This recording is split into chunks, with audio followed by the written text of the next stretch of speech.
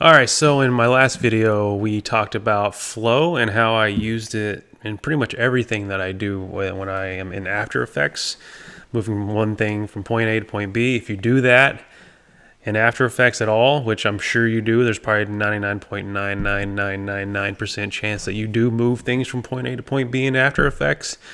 Flow is great. It gets those keyframes really moving very nicely. So the next thing I want to talk about in this video, which is part of my three-part series here, this video I want to talk about the anchor point mover.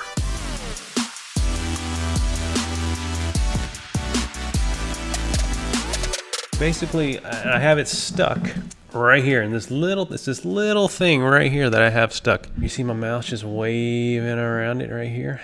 Doesn't look like much. It honestly isn't even that much, but it saves me so much flipping time. It's insane. And not to overhype it, let's just take a look. So essentially, it's an anchor point mover, and I got this actually from Mr. Horse. So if you go to Animation Composer, this is a plugin. Like all these are scripts or plugins that I use that help me work faster. So this is from Mr. Horse, which is, if you go to About Animation Composer, there it is, Mr. Horse.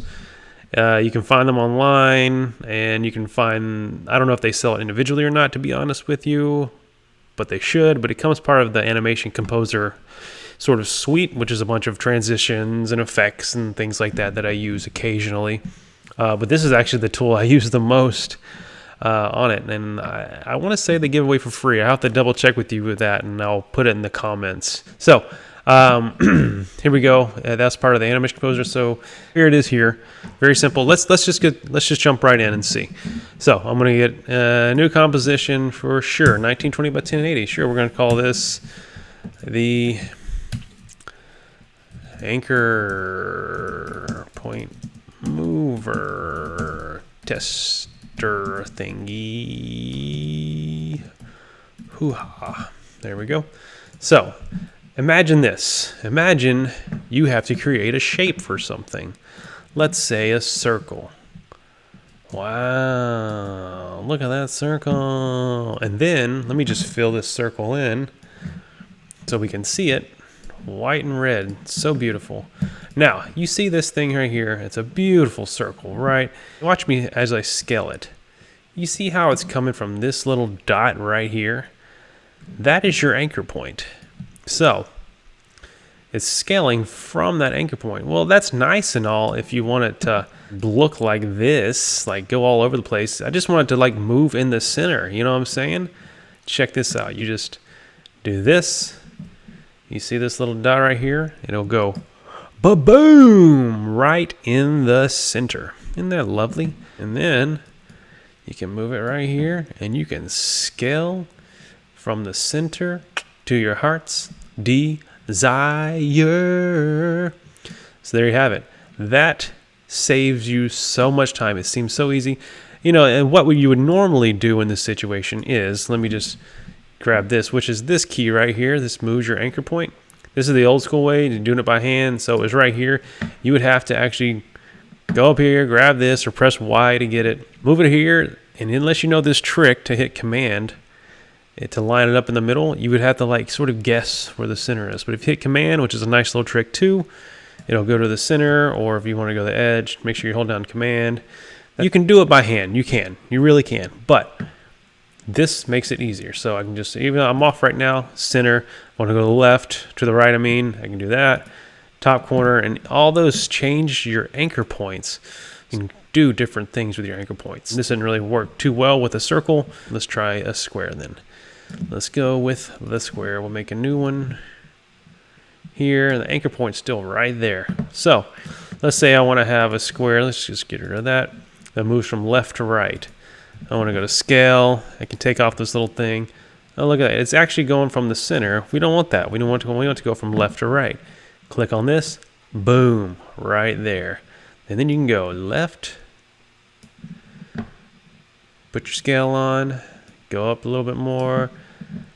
Go to 100. To right.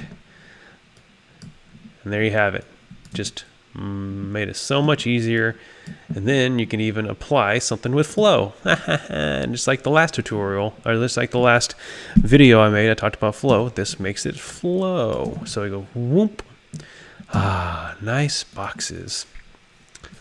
So there you have it.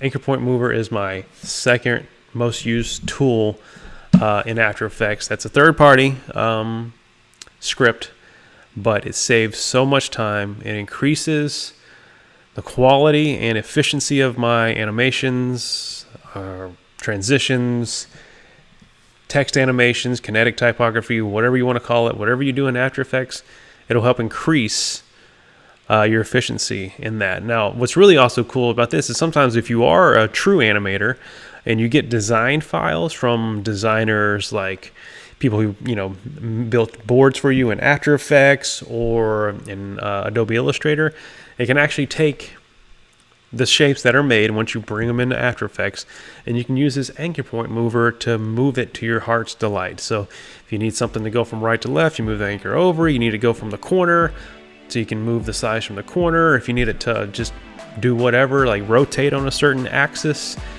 use the Anchor Point Mover. It saves a lot of time. So that's my second one. My second choice, my first one was Flow, which I'll link to the first video. So I'll put the videos right here up to my first video, and this is to my next video, which will be on Decomposed Text, which is a really cool tool. Again, very simple, but it saves so much time in After Effects. I look forward to your comments, whatever you need to do. Subscribe if you haven't already. Share this video. I'd love to get the community more engaged, so please comment, and I'm here to answer your questions.